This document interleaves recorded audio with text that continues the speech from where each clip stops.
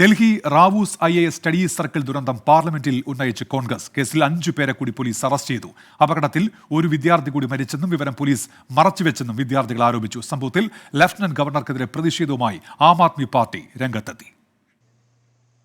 ചില പരിശീലന കേന്ദ്രങ്ങൾ മാഫിയയെ പോലെ പ്രവർത്തിക്കുന്നുവെന്ന് റാവൂസ് IAS സ്റ്റഡി സർക്കിൾ ദുരന്തം ലോക്സഭയിൽ ഉന്നയിച്ച KC വേണുഗോപാൽ MP കുറ്റപ്പെടുത്തി.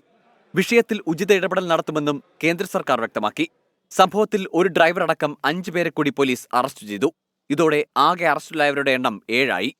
അപകടത്തിൽ ശാംഭവി എന്ന വിദ്യാർത്ഥി കൂടി മരിച്ചിട്ടുണ്ടെന്നും പോലീസ് വിവരം മറച്ചുവെച്ചെന്നുമുള്ള ആരോപണവുമായി വിദ്യാർത്ഥികൾ രംഗത്ത് വന്നു.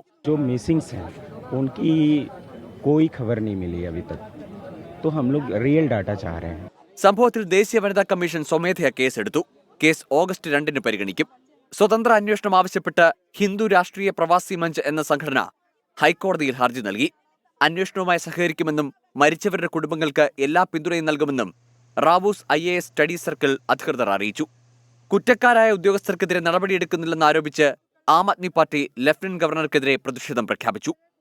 റാവൂസ് IASൽ 3 പേരുടെ ജീവനെടുത്ത അപകടത്തിൽ ദുരൂഹതകൾ ഇനിയും ബാക്കിയാണെന്നാണ് വിദ്യാർത്ഥികളുടെ ആരോപണം.